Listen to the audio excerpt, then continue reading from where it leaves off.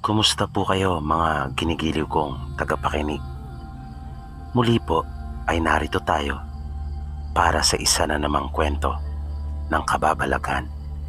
At tulad po ng dati ay hangad ko pong lagi na sana'y abutan po kayo ng pagtatanghal na ito na nasa mabuti pong kalagayan, ligtas sa anumang uri ng kapamakan at karamdaman.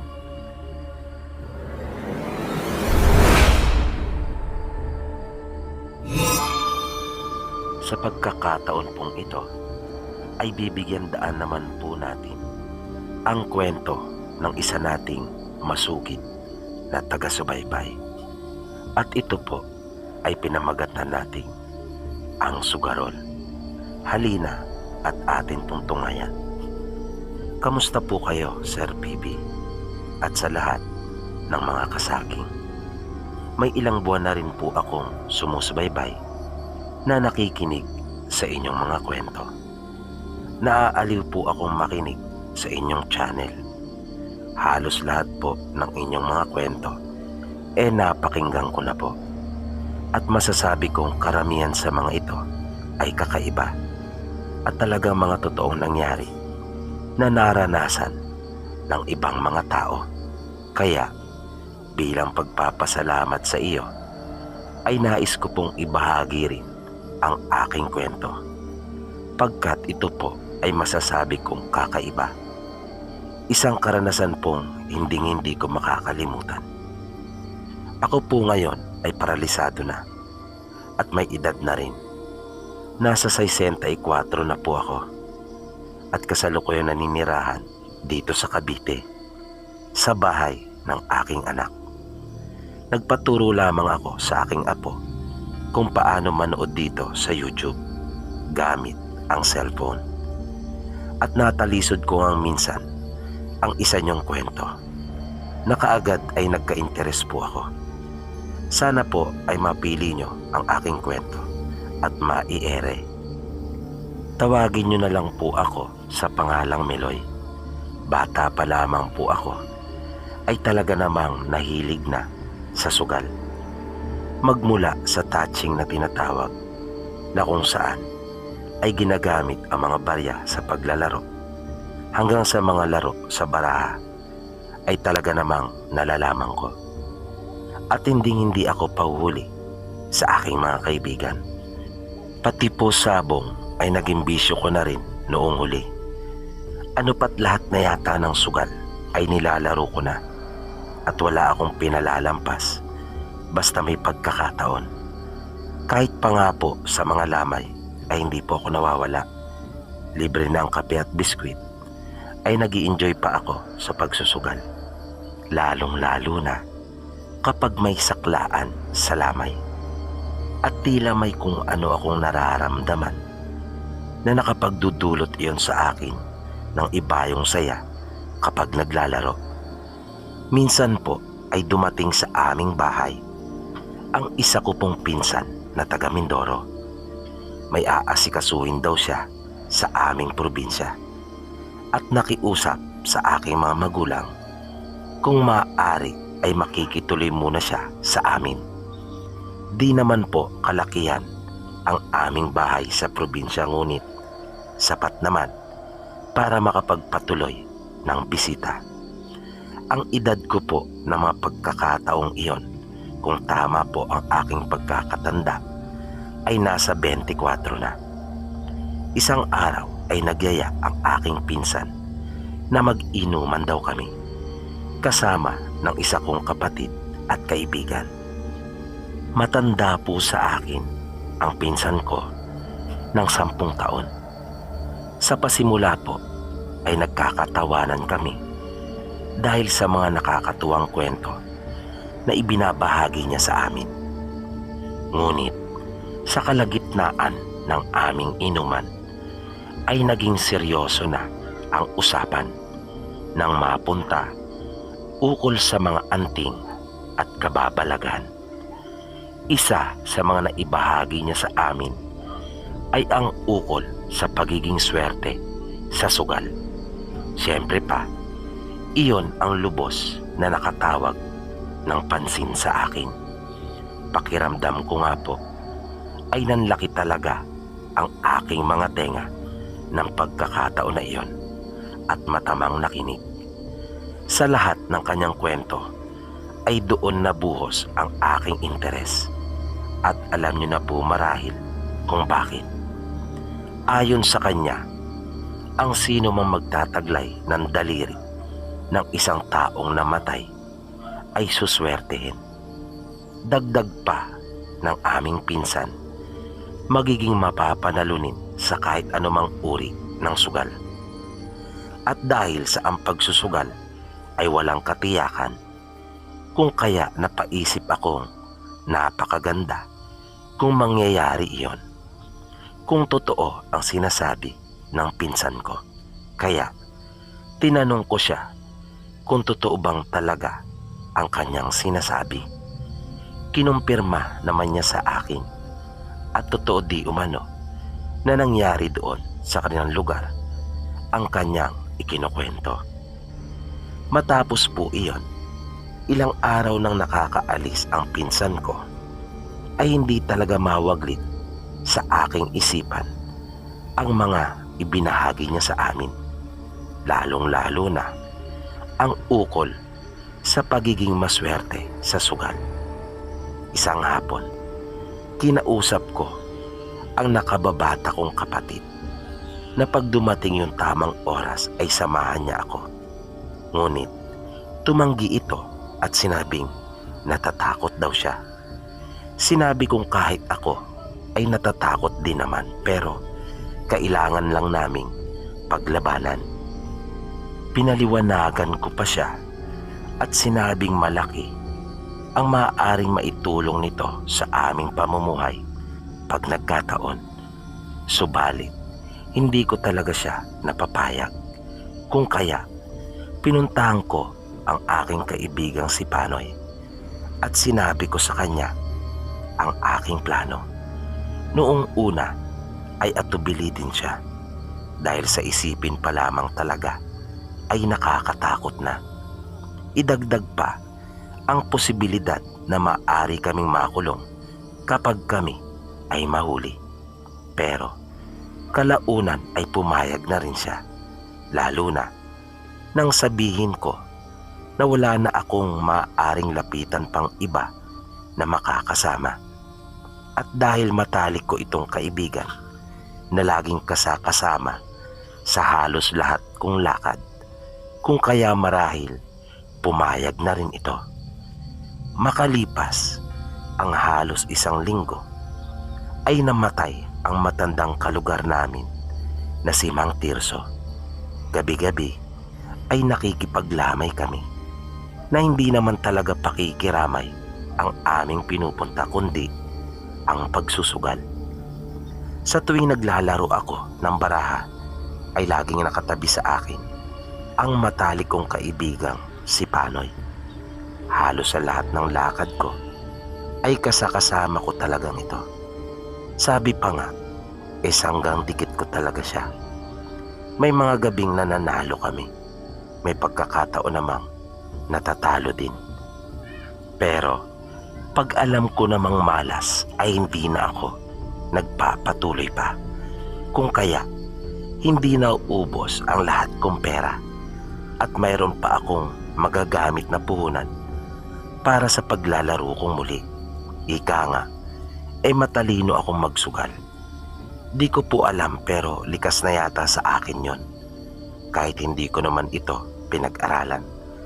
Tulad na lamang po nang minsang may peryahang itinayo sa bakanting lote sa lugar namin.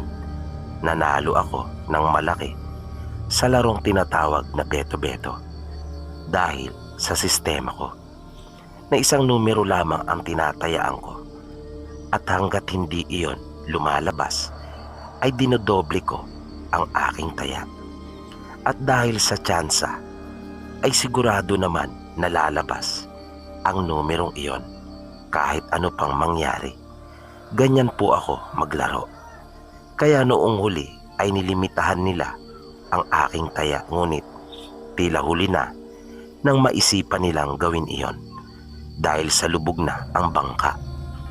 at dinala kami sa isang kwarto kung nasaan ang may-ari.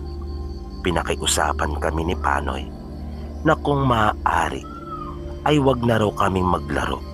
Total naman daw ay malaki na ang aming napanalunan para makabawi naman daw sila sa iba pang mga manlalaro. Bagay na pinaunlakan naman namin. Nang huling lamay na ni Mang Tirso ay hindi na ako mapakali. Sa daan pa lamang papunta sa burol ay nag-usap kami ni Panoy at tinanong niya ako kung kailan daw namin isasagawa ang pagkuha sa daliri ni Mang Tirso. Sinabi ko sa kanya na kinagabihan matapos itong malibing, dahil iyon ang sabi ng pinsan ko at naalala na rin ni Panoy ang tungkol doon. Nang nasa lamay na kami ay naglaro muli ako ng baraha at nasa tabi ko si Panoy. Nakaramdam ako ng kakaiba.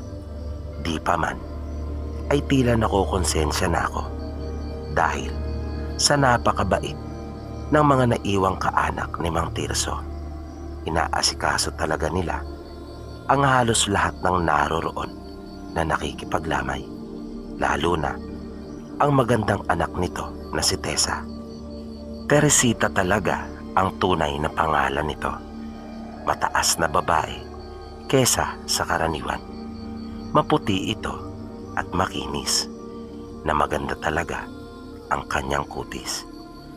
Bata pa lamang kami ay kilala na ito sa lugar namin dahil sa angkin nitong ganda, na lagi pa nga itong isinasali sa mga sagala, at kahit sa aming paaralan ay hindi ito nawawala sa mga programa at aktibidad. At matanda ako dito ng 2 taon na katulad ko ay wala pa ring asawa ng mga pagkakataon na iyon. Nang mga mag-aalas 3 na ng umaga ay nagpasya na kami ni Panoy na umuwi na, kaya nagpaalam na kami at sinabing babalik na lamang upang makipaglibing. At nagbigay na kami ng aming tulong na abuloy. Bago kami tuluyang lumayo ay nakita ko pangumiti ng isang napakatamis na ngiti, si Tessa. Kaya nasabi ko sa aking sarili na napakaganda talaga ni Tessa, na binagayan ang mapupungay nitong mga mata ng katamtamang taas ng ilong, mapupula at maninipis na mga labi, na mayroon din itong mahaba at tuwid na buhok. Bago kami maghiwalay ni Panoy ay minsan pa niya akong tinanong kung itutuloy ba namin ang aming plano. Hindi rin ako kaagad nakasagot, pero matapos na makapag-isip ay nagdesisyon ako at sinabi kong oo. Kinabukasan, maaga pa ay nasa bahay na namin si Panoy at gustong umatras, kaya muli ko siyang kinumbinsi at napapayag kong muli ito. Matapos makapananghalian ay pumunta na kami sa bahay nila Tessa. Marami ng taong makikipaglibing nang dumating kami roon. Mga alas 2 ng hapon ay nagsimula ng kumilos ang mga tao at nakita naming nagliligpit na, kaya tumulong na rin kami. Ilang sandali lang ay narinig na namin ang pagbabasag ng mga pinggan at ang malalakas na iyakan. Habang inilalabas namin si Mang Tirso, at di nga nagtagal ay nilisan na naming lahat ang bahay nila Tessa. Nang nasa sementeryo na kami ay pinanindigan ako ng balahibo, lalo na nang mailagay na si Mang Tirso sa dapat nitong kalagyan. Habang naroon kami at inoobserbahan ang huling pamamaalam ng mag-anak ni Mang Tirso, ay nagkakatinginan kami ni Panoy dahil lagi ko siyang nararamdamang nakatitig sa akin. Alam ko kung ano ang tumatakbo sa isip nito pagkat ganun din ang nararamdaman ko. Nang bumalik na kaming lahat sa bahay nila Tessa upang kumain sa kanilang inihanda, ay wala akong gana. Kaya hindi ako kumuha ng kahit na ano. Ngunit nagulat ako nang makita ko na lamang siyang nasa tabi ko na at may hawak ng isang pinggan na may laman ng mga pagkain at iniaabot sa akin. Lalo akong nakaramdam ng hiya sa aking sarili. Kahit anong tanggi ko ay ipinilit niya ito sa akin. Kaya wala na akong nagawa pa kundi tanggapin iyon at magkasabay kaming kumain. Pinilit ko na lamang dahil nahiya ako kay Tessa. Nang isa-isa nang umaalis ang mga tao, ay nagpaalam na rin kami ni Panoy. Hindi matapos-tapos ang pagpapasalamat nila sa amin at sa iba pang mga nakiramay. Halos hindi ako makatitig kay Tessa sa kabila ng taglay nitong ganda dahil sa sobrang hiya. Kinagabihan, mag-aalas 10 pa lamang, ay nasa bahay na namin si Panoy at dala na niya ang motor na hiniram niya sa kanyang tiyuhin. Na mag-aalas 11 na ay nagpasya na kaming umalis. Dala ang aming mga gamit na nakalagay sa isang sako. Nang nasa sementeryo na kami, ay agad naman naming natuntun ang kinaroroonan ni Mang Tirso. Sakto alas 12 ng hating gabi, ay sinimulan na naming tungkabin ang nicho nito. Di ko maipaliwanag ang kabang nararamdaman ko at alam kong ganun din si Panoy. Pero pinaglabanan na lamang namin iyon. Nararamdaman kong nagtatayuan ang mga balahibo ko sa katawan na nakakadagdag pa ang malamig na simoy ng hangin. Nang matungkab na namin ang takip ng nicho, ay pinagtulungan na naming hilahin ang kabaong. Isang tungga pa sa bote ng gin na bao namin, ay naramdaman ko nang nababawasan ang lamig na aking nararamdaman at tila nadaragdagan ang lakas ng aking loob.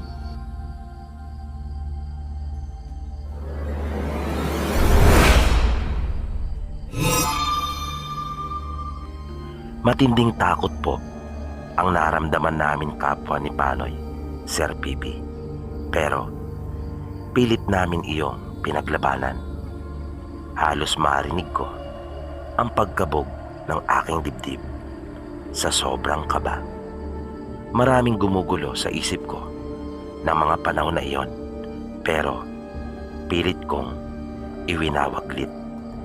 Panay ang lagok namin ng alak para mabawasan ang lamig na aming nararamdaman. Ganon din para makahiram ng lakas ng loob mula dito. Nang mailabas na namin ng tuluyan ang kabaong mula sa nicho, ay lalong bumilis ang pagtibok ng aking puso. Minsan pa kaming nagkatinginan ni Panoy at matapos kong tunggain ang bote ng gin, ay ipinasa ko naman sa kanya.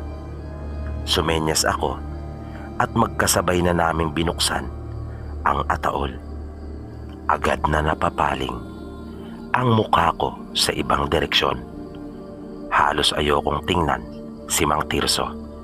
Ngunit naisip kong kailangan at pilit kong isinaksak sa aking isipan ang ukol sa magandang kapalarang maaaring idulot noon sa aming buhay. Dahil doon ay dahan-dahan ko nang ibinalik ang aking paningin dito. At pakiramdam ko ay nanumbalik na ako sa aking sarili. Nasulyapan ko si Panoy na nakangiwi ito at halos hindi rin makatingin sa bangkay ni Mang Tirso. Sa mahinang tinig ay humingi ako ng paumanhin sa bangkay ni Mang Tirso. Inilabas ko mula sa maliit na sako ang martilyo at paet. Huminga ako ng malalim at ipinwesto ko na ang isang kamay ni Mang Tirso. Muli akong umusal na humihingi ng dispensa sa kanya at ipinatong ko na ang pait sa hintuturo niyang daliri. Pakiramdam ko ay parang nawalan ako ng lakas. Sa unang pagpalo ko ay parang napakabigat ng martilyo nang aking iangat iyon. Kaya makailang ulit ko pang ginawa iyon bago iyon tuluyang naputol at humiwalay sa kamay nito. Na agad akong napatingin sa mukha nito na natakot ako sa isiping baka may magbago sa ekspresyon ng kanyang mukha. Wala naman akong napansin na kakaiba, kung kaya nakahinga ako ng maluwag na nang mapatingin ako kay Panoy ay halos maluha na ang mga mata nito. Naisip kong mas matinding takot marahil ang nararamdaman ng matalik kong kaibigan kesa sa akin. Matapos iyon ay mabilis ko nang kinuha mula sa aking bulsa ang isang itim na tela at dinampot ang putol na daliri ni Mang Tirso. At pagkatapos ay isinuksok ko na sa aking bulsa. Mabilis na naming ibinalik ang takip ng kabaong at itinulak pabalik sa loob ng nicho. Iniayos namin ang pagbabalik sa takip noon. Sinigurado namin na hindi mahalatang pinakialaman iyon. Nang matapos kami ay minsan ko pang pinagmasdan ang nicho. Parang walang nangyari, walang nabago, maliban na lamang sa kulang na ang daliri ng bangkay na nasa loob nito. At hindi noon may tatago ang katotohanang may nangyari. Isang hindi magandang pangyayari at aminado naman ako doon. Pero mas nangibabaw pa rin sa akin ang ambisyon at pangarap na magkaroon ng sagana at marangyang buhay. Nang pauwi na kami at nasa daan ay nagsalita si Panoy at sinabing nakokonsensya daw siya. Kaya muli akong nagpaliwanag. Napahupa ko naman ang damdamin niya at kahit papaano ay alam kong naibsan ko ang bigat na kanyang dinadala sa kanyang saloobin. Nakiusap akong minsan pa sa kanya at ipinaalaala na wala sanang makakaalam pa na iba maliban sa aming dalawa ukol sa aming ginawa. Nagpasalamat ako sa kanya pagkat tinulungan niya ako at pinangakuan ko siyang makakaasa na kung anumang bagay na magkakaroon ako ay akin siyang babahaginan at hindi pagdadamutan, na maaasahan niya rin ang pagtulong ko sa lahat ng oras.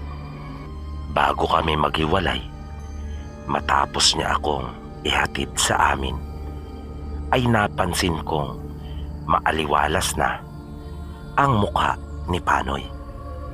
At muli akong nagpasalamat sa kanya. Pagpasok ko sa aming bahay, ay naupo ako sa mahabang upuan na nasa pinakasala. Nanatili akong sandali doon. At maya-maya ay inilabas ko ang nasa aking bulsa, ang putol na daliri ni Mang Tirso. Inilapag ko iyon sa lamisitang nasa aking harapan at pinagmasdan. Nasabi ko sa sarili na iyon na ang magpapayaman sa akin. Hindi na ako nakatulog pa ng mga sandaling iyon pagkat kahit anong pilit kong gawin, sa tuwing ipipikit ko ang aking mga mata ay nagsasalimbayan sa aking isipan ang mga nakakasindak na tagpo at larawan noong isinasagawa namin ni Panoy ang pagkuha sa daliri ni Mang Tirso. Gayon din, paminsan-minsan ay sumasalit ang mga larawan na kung saan ay asensado na ako. Kaya napapalitan ang takot na aking nararamdaman ng saya dahil doon.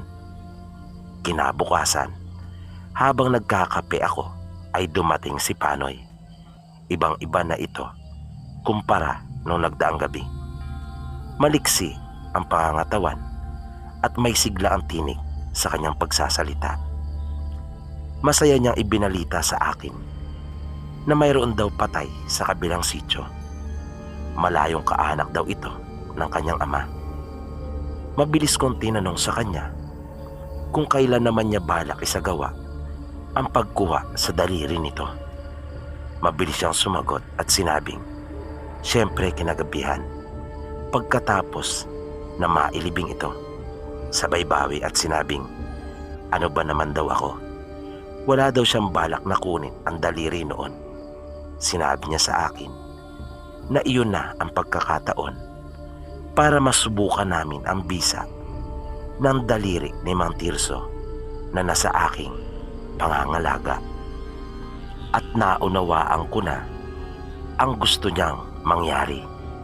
Sinabi pa niya sa akin na makikipaglamay daw kami upang magsugal. Kaya mabilis naman akong sumagot ng pagsang-ayon, lalo na nang marinig ko ang salitang sugal. Ay talaga namang pumapalakpak ang aking tenga at nagniningning pa ang aking mga mata, Sir PB. Kaya kapwa kami excited na dalawa ni Panoy nung mga pagkakataon na iyon, pagkat gusto namin mamalas ang husay ng pagkakaroon ng ganong uri ng bertud. At gusto namin malaman kung totoo nga ba ang sinasabi ng pinsan ko. Katatapos ko palang mananghalian ng araw ding iyon, habang nagpapahinga sa upuang ginawa na nakapaikot sa puno ng mangga sa tabing bahay namin, habang naninigarilyo ako, ay dumating na muli si Panoy. At doon na ito nagpalipas ng oras. Nang mga pasado alas 5 pa lang, ay umalis na kami ng aming bahay pagkat hindi kami sa kalsada dadaan kundi sa bundok. Bihira pa kasi ang sasakyan noon sa amin. At kapag ganong mga oras, ay wala ka na talagang masasakyan pa. Ayaw naman naming masyadong maaga pumunta doon. Nang dumating kami sa lamay, ay marami ng mga taong naroroon. At tulad nga ng inaasahan, ay may ilang mga mesa na naroon na para sa mga nagsusugal. Naghintay kami ng pagkakataon na makaupo. Medyo matagal din kaming nanood sa laro pagkat maraming mga mananaya at sugarol pala sa lugar na iyon. Nang napansin namin na may inilabas na isa pang mesa, ay mabilis na umupo si Panoy pagkat nasa gawin niya ito at siya ang malapit doon. Saglit lang ay napuno na kaagad ang 4 na upuan sa bawat bahagi ng mesa. Konting usapan kung sino ang magiging bangka at nagsimula na. Noong una ay puntos lamang ako. Sa pasimula ng laro ay di ko maramdaman ang bisa nito. Ang totoo po ay nagduda pa ako sa aking pinsan. Naisip ko na baka dala lamang iyon marahil ng kanyang nainom tungkol sa mga kwentong ibinahagi niya sa amin. Nagkakabulungan na kami ni Panoy. Ngunit, ng mga kalagitnaan na po sir, ay doon ko na po naramdaman na may katotohanan palang lahat. Nagsimula na po akong manalo ng halos 7 sunod-sunod na dikit. At sa bawat gagawin at desisyon ko ay tila mayroong bumubulong sa akin at sa kung ano ang marapat kong gawin. May pagkakataon pa nga na bukod sa madalas na maganda ang aking baraha ay may pangyayari pa na hindi ko makakalimutan. Ilang segundo lamang iyon, ngunit talagang tandang-tanda ko. Natagusan ang tingin ko sa baraha ng aking mga kalaro. Maging ako ay halos hindi makapaniwala. At ilang beses ko pang kinusot ang aking mga mata pagkat parang namalikmata lamang ako. Ngunit pilit kong ikinubli iyon at hindi ipinalata ang aking nararamdamang kasiyahan at pagkamangha.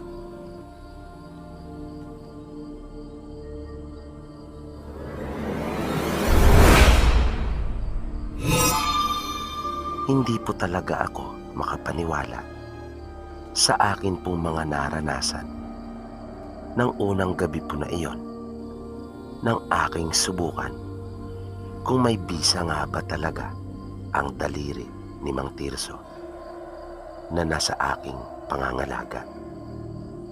Noong huli nga, nang wala lang sapat na pera ang bangka at medyo nananalo na ako, ay ako na ang kanilang pinagbangka. Bagay naman na gusto ko pagkat kakaiba ang dating kapag ikaw ang bangka. Di ko rin po alam, basta ganun po ang aking pakiramdam. At nang magsimula na muli ang laro ay talagang kapansin-pansin ang aking pananalo.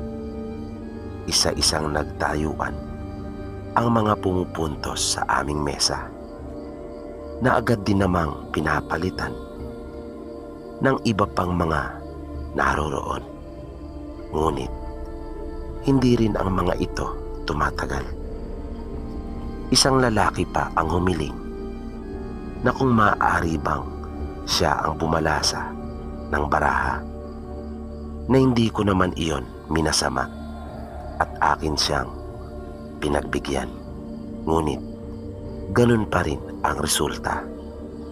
Kung kaya naman, para hindi sila magduda at tuluyan ng mawala ang mga maglalakas ng loob na makipaglaro pa sa akin, paminsan-minsan ay nagpapatalo ako. Nagpapakagat ako, ika nga. At naging epektibo naman iyon dahil sa naging natural at normal lamang ang naging takbo ng aming laro. Ngunit kung matutuon ang kanilang atensyon sa perang nasa harapan ko, ay dun mo mahalatang mayroon talagang hindi tama. Mayroong kakaiba na nakalalamang talaga ako sa kanilang mga nagsusugal na naroon, hanggang sa nag-umpukan na ang maraming tao sa amin pagkat maging ang mga manunugal sa ibang mesa ay isa-isa nang umuupo at sa amin pumupuntos sa pagnanasang mapa sa kanila ang aming mga napanalunan, na sinasadya ko namang hindi ibulsa ang mga perang aking napanalunan at hinayaang nakabuyangyang lamang ito doon sa aking harapan, pagkat nakapang-aakit talaga iyon at tila nahahamon ang kanilang husay sa paglalaro. Kung kaya isa marahil iyon kung bakit sila naiingganyong doon na rin sa aming mesa maglaro. Madaling araw na ay patuloy pa rin kami sa pagsusugal Halos malimas ang pera ng mga taong naroroon. Wala naman silang masabi na may daya pagkat may pagkakataong natatalo din naman ako.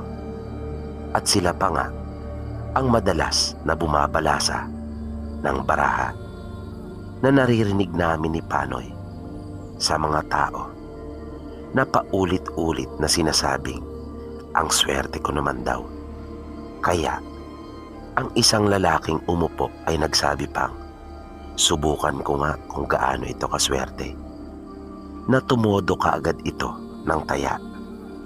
At 3 malalaking tayaan lang ay napatayo na ito. At nag-iwan ng mga katagang, swerte nga. Nang papasikat na ang araw, ay nanghingi muli kami ng kape ni Panoy habang nagpapahinga. At matapos naming maubos ang iniinom naming kape, ay nagpaalam na kami. Namigay din kami ng balato at nag-abuloy pagkat alam naming kapwa ni Panoy na malaki talaga ang aming napanalunan. Nasabi ko iyon dahil sa tong pa lamang na naipon mula sa amin ay malaki na. Pagdating namin sa bahay, ay doon pa lang namin nabilang ang amin pong napanalunan. At maging ako ay nagulat pagkat hindi ko po talaga iyon inaasahan. Iyon na marahil ang unang pagkakataon na nanalo po ako, sir, ng ganun po kalaki sa aking tanang buhay na pagsusugal. Halos umabot po iyon ng 35,000 sa loob lamang ng isang magdamag na paglalaro ng baraha. Binigyan ko si Panoy ng 10,000 at tuwang-tuwa ito. Panay ang kanyang pagpapasalamat sa akin. Bumalik pa kami doon at tulad ng nauna ay nanalo muli kami at mas malaki pa pagkat maging ang malapit na kaanak ng namatay na mula sa ibang bansa ay naingganyo na rin na maglaro at sumali sa amin. Idagdag pa na may mga nagpuntahang manunugal na nabalitaan marahil ang ukol sa aking pagkapanalo noong nagdaang gabi. Ano pat tuwing kung saan mayroong patay, sir, ay talagang dinarayo na po namin ni Panoy. Kakilala o hindi man namin ang namayapa, ay talaga pong pinupunta namin para kami ay magsugal. Sa madaling salita po, ay ginawa na naming hanap buhay iyon. Na ang nakagawian namin ay manunood lamang muna kami at maghihintay lang tamang pagkakataon na makasali. Hanggang sa kalaunan ay kami na ang magbabangka sa hiling na rin ng aming mga nakakalaro. At magsisimula na magtumpukan ang mga tao sa amin na kami ang nagiging sentro ng mga lamay sa bandang huli. Kaya napabantog ako, hindi lamang po sa aming lugar kundi maging sa mga karatig baryo, na ako daw yung taong wala sa bukabularyo ko ang matalo sa sugal. Mabilis na lumipas ang panahon at talagang malaki na po ang ipinagbago ng aming pamumuhay. Pati po sabong ay pinasok na namin ni Panoy noong huli. Naipaayos ko po ang aming bahay at pinalakihan ito. Nagkaroon din po ako ng owner na sasakyan na noong mga panahon po kasi na iyon, magkaroon ka lamang ng ganong sasakyan ay talaga namang sikat ka na. Nagkaroon din po ako ng ilang mga lupang pag-aari dahil sa mga sanla na kalaunan ay hindi na po natutubos. Halos lahat ng aking pangarap ay natupad na, maliban na lamang sa isa, at iyon ay ang pag-ibig ni Tessa. Dahil sa may sinasabi na ako sa buhay at kilala na sa aming lugar, kung kaya malakas na po ang aking loob ng mga panahon na iyon. At nung mga panahong niligawan ko po siya, ay wala na talaga sa isip ko ang tungkol sa kasalanang ginawa ko sa kanyang ama. Parang nalimutan ko na iyon, na ni minsan ay hindi sumagi sa isip ko na minsan kong ginawa ng masama ang bangkay ng ama nito. Di ko na po idedetalye masyado, sir, dahil alam ko pong napakahaba na ng kwento kong ito. Sa madaling salita po ay napasagot ko siya. Wala po akong mapagsidlan ng aking saya ng mga pagkakataon na iyon. Ikinasal po kami sa simbahan at talaga namang ingrande po ang aming naging kasal. Kung kaya masayang masaya po siya. Ngunit wala pa po kaming isang taong nagsasama ay malaki na po talaga ang ipinagbago ko.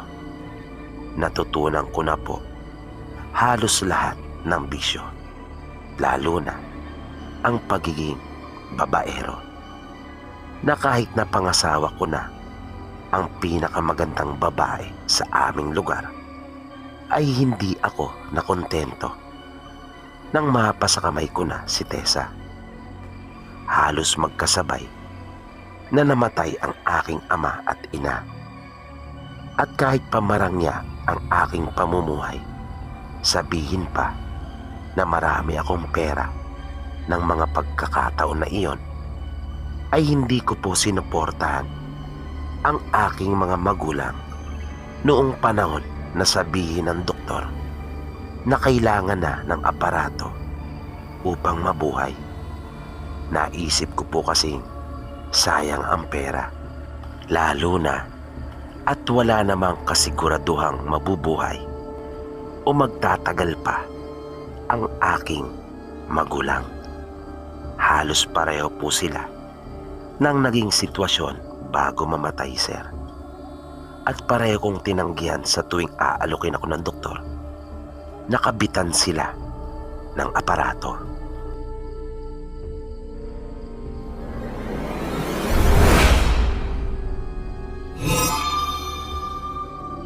Hindi nga po ako pumayag, Sir PB, sa tuwing sasabihin sa akin ng doktor na kailangang kabitan ng aparato ang aking mga magulang, pagkat naiisip kong lalaki lamang ang aking gastusin.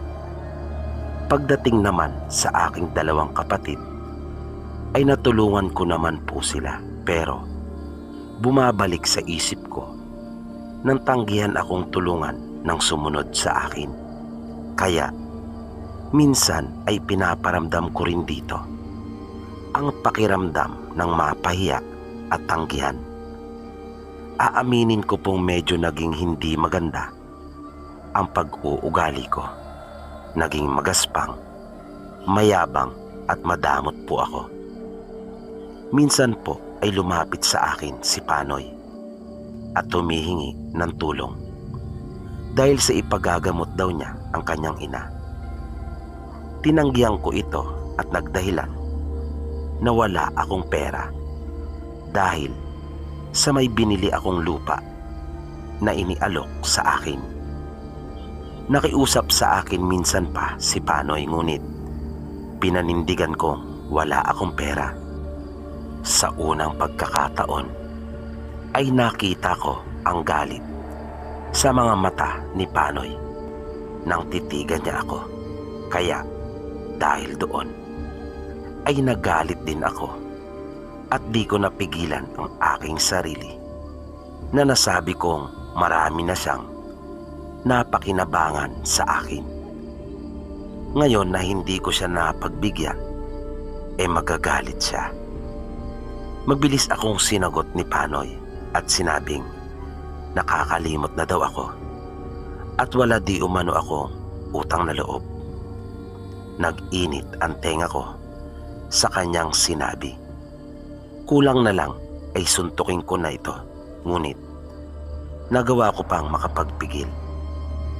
Ang di talaga mapigilan ay ang bunganga ko, kaya sinabi kong wala akong utang na loob sa kanya.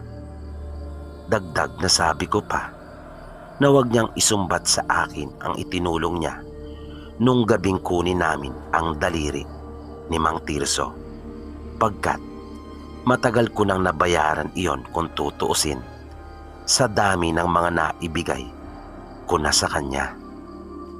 At tinuya ko pa ito nang sabihin ko ng patanong na ano lang ba ang ginawa naman niya nung gabing iyon.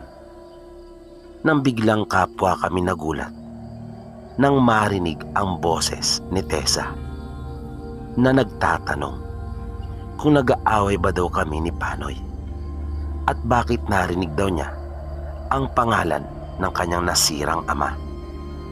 Sinabi kong hindi naman kami nag-aaway at idinagdag ko pang masaya daw sana si Mang Tirso kung nabubuhay pa at nakikitang maayos ang aming pamumuhay. Nagsinungaling ako at sinabi na iyon ang dahilan kung bakit narinig niya ang pangalan ng kanyang ama. Sumagot naman si Tessa at sinabing hindi raw magiging masaya ang kanyang amang si Mang Tirso dahil sa mga ginagawa ko, at tinalikuran na ako nito. Nakita ko namang galit na nakatingin sa akin si Panoy. Matalim iyon at tila may pagbabanta. Kinagabihan ng araw ding iyon, habang nasa sala ako, ay may napansin po akong tila may dumaan sa aming bintana.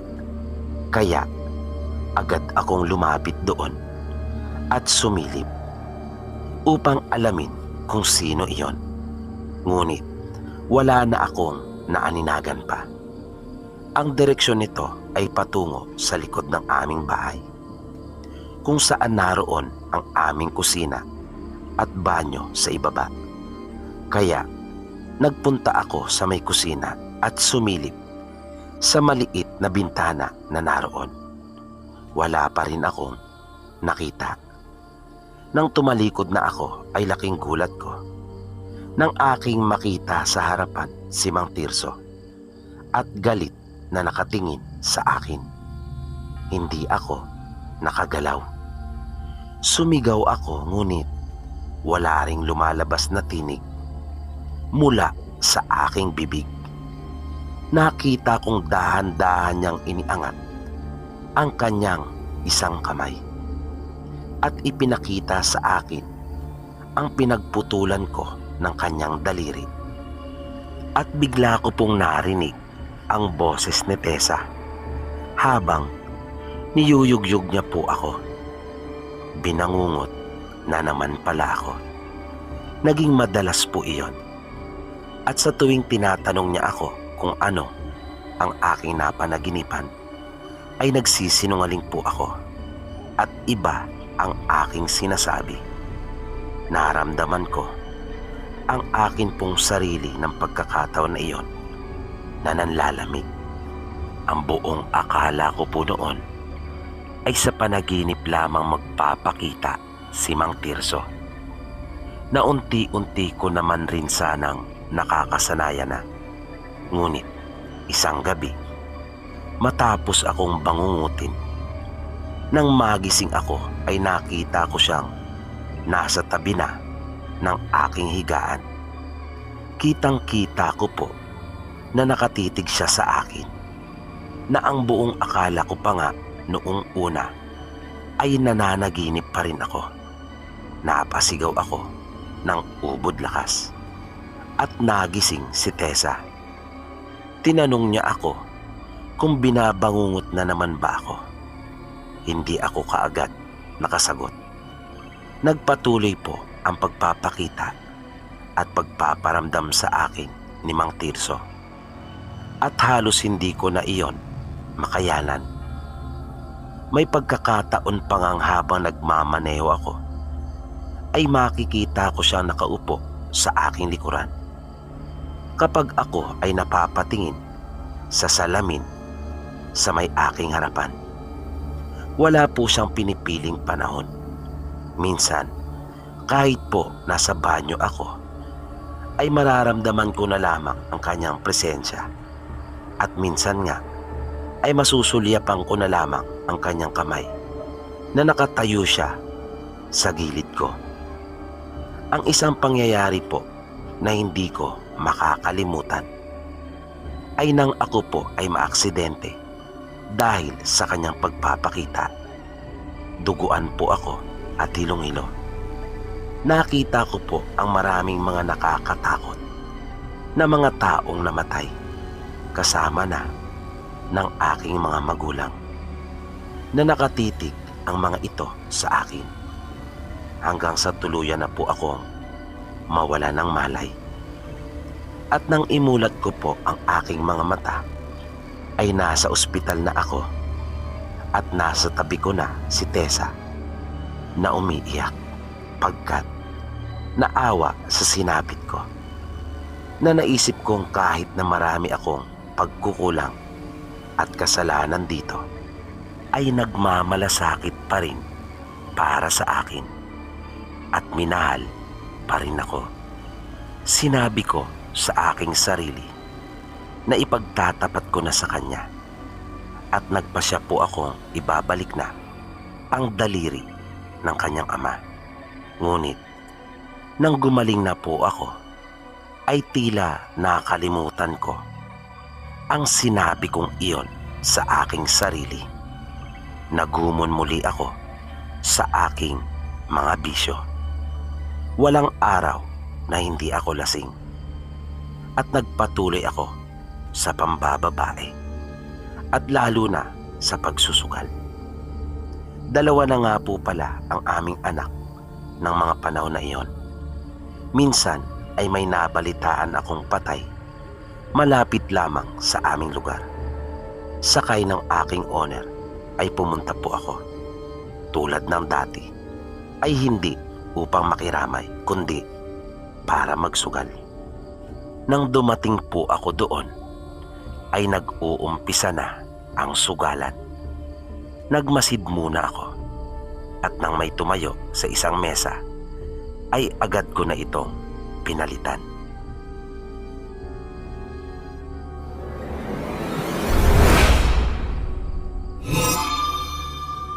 Tulad nga po ng dati ay nagsimula na naman akong magpanalo. Kahit kasi ang mga nakakakilala na sa akin ay pilit pa rin nakikipaglaro at gusto talaga nilang subukin ayon pa sa kanila kung hanggang saan ang swerte ko, lalo na nang ako ay maaksidente na ayon pa sa karamihan ay katunayan daw iyon na ako ay malas at ang aking pagkapanalo sa mga sugal ay pawang nagkakataon lamang. Di nagtagal ay ako na ang kanilang pinabangka at pamaya-maya pa ay isa-isa nang nagtatayuan ang aking mga kalaban na agad din namang pinapalitan ng iba. At wala na rin naglalaro pa sa ibang mesa pagkat naroon ang lahat sa amin na nanunood dahil nagkakamalakasan na ng taya. Nang mga mag-aalas 3 na ay may tumayong isa ko pang kalaro pagkat naubos na ang pera nito. May pumalit naman agad dito.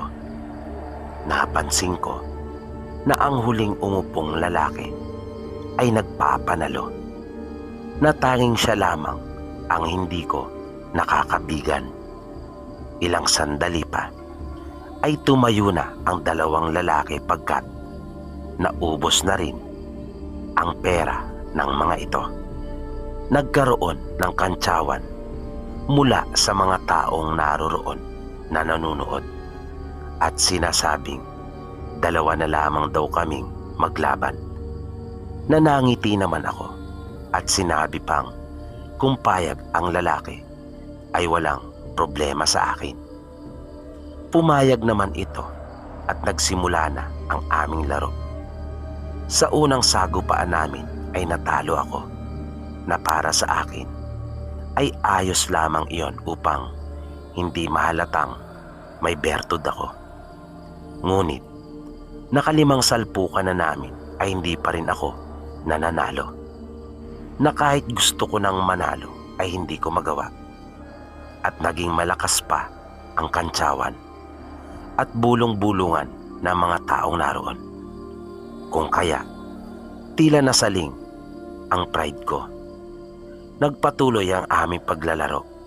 Halos maubos na ang aking napanalunan.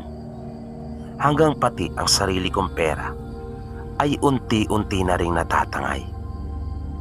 At dahil sa mga tao, kaya ayaw kong mapahiya at ayaw ko pang tumayo at sumuko. Pati ang pagiging mautak ko sa pagsusugal noon ay hindi ko na magawa. Hindi ako makapaniwala sa mga nangyayari. Naguguluhan na ako. Naramdaman kong pinagpapawisan na ako ng butil-butil at nanlalamig ang buo kong katawan. Napansin ko na ring nanginginig na ang aking mga kamay sa sobrang kaba. At dumating na nga sa puntong naubos na ang aking dalang pera. Ngunit ayoko pa ring sumuko at magpatalo. Kaya sinabi kong dala ko ang rehistro ng aking sasakyan at nagsimula na naman kami. Ngunit natalo pa rin ako. Dala ng aking kayabangan na ayaw kong mapahiya sa mga tao, ay sinabi ko dito hindi pa tapos ang laban, pagkat itataya ko ang mga pag-aari kong lupa. Sa harap ng mga tao ay pinasulat niya ako ng isang kasunduan, at ginawa ko naman upang ipakitang seryoso ako. Ngunit hanggang sa matapos ang aming paglalaro ay mabibilang lamang sa daliri ang aking panalo sa kanya. Halos manlambot ako sa nangyari. Nang sumikat ang araw ay nawala na rin sa akin ang lahat, maliban sa aming bahay. At nakita ko ang masayang mukha ng mga tao na naroon, na napalitan ng lungkot para sa akin. At isa-isa nang nag-uwian ang mga ito. Nakipagkamay ang lalaki sa akin, ngunit di ko iyon inabot. Sa halip ay inihagis ko ang susi ng aking sasakyan sa mesa, at sinabing naroon na rin ang rehistro nito. At kung nais niyang ipalipat sa kanyang pangalan, ay sinabi kong puntahan na lamang niya ako sa amin, at binanggit ko kung saan ako nakatira. Mabilis itong sumagot at sinabi niyang alam ko, na dahil doon ay pansamantala akong natigilan, at nakita kong tumalikod na ito. Masamang-masama ang loob ko. Pakiramdam ko po noon, sir, ay nangapal ang buo kong mukha. Di ako natinag sa aking kinauupuan. Nang mahimasmasan ako, ay wala na gaanong tao sa lamay. Doon pa lamang ako nagpasyang tumayo. Paalis na ako sa burol at naglalakad na nakayuko, nang biglang may napansin akong papalapit sa akin. At narinig ko ito na nagsabi ng, "Anong pakiramdam ng talunan at wala? Ayos ba?" Pamilyar sa akin ang boses na iyon. At nang iangat ko nga ang aking mukha, ay nakita ko si Panoy. At nasa likuran nito ang lalaking tumalo sa akin. Noong una ay nakaramdam ako ng galit, ngunit nakapag-isip-isip ako at bumalik sa akin ang mga mali kong nagawa. Kaya bigla ko na lamang nasabi sa matalik kong kaibigan na patawarin mo ako. Tatalikuran ko na sana ang mga ito nang bigla niyang kapitan ako sa kamay at ibinalik ang susi ng aking sasakyan at isang plastik na naroon ang lahat ng pera. Naluha ako at nakaramdam ng matinding pagsisisi. Napakabuti po ng matalik kong kaibigan. Sinabi ko sa kanyang sumabay na sila at nagpaunlak naman ito. Habang bumabiyahe kami pa uwi, ay humingi po ako ng tawad sa kanya. Naalaman ko na pinsan pala niya ang lalaki at hindi lang pala isang daliri ang nasa pangangalaga nito.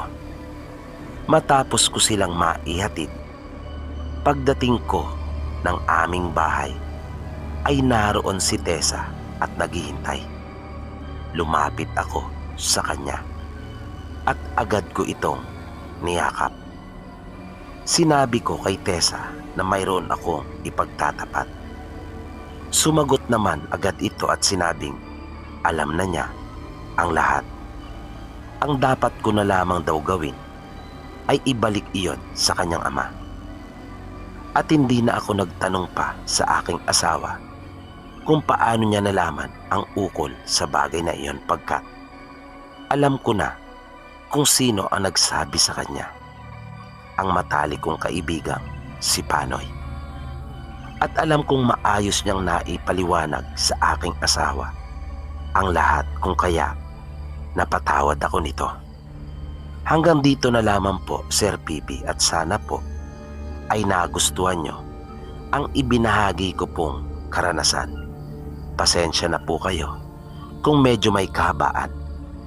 Nais ko nga po palang sabihin na hindi ko po ikinuwento ang tunay na proseso ng ginawa ko pagkat baka kasi may magka-interes na gayahin, lalo pa nga. At baka may sugarol ding katulad ko na nakikinig sa inyong programa. Sana po ay mayroon kayong natutunan at nawa ay makapagdulot po ito ng aral sa marami. Pakibati na nga rin po pala ang aking apo na si Jake na siyang pinakisuyuan kong isulat at ipadala ang kwento kong ito sa inyo.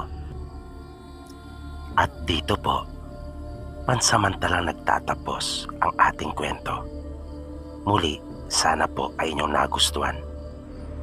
At naway patuloy niyo pang subaybayan ang karugtong ng kwento po nating ito.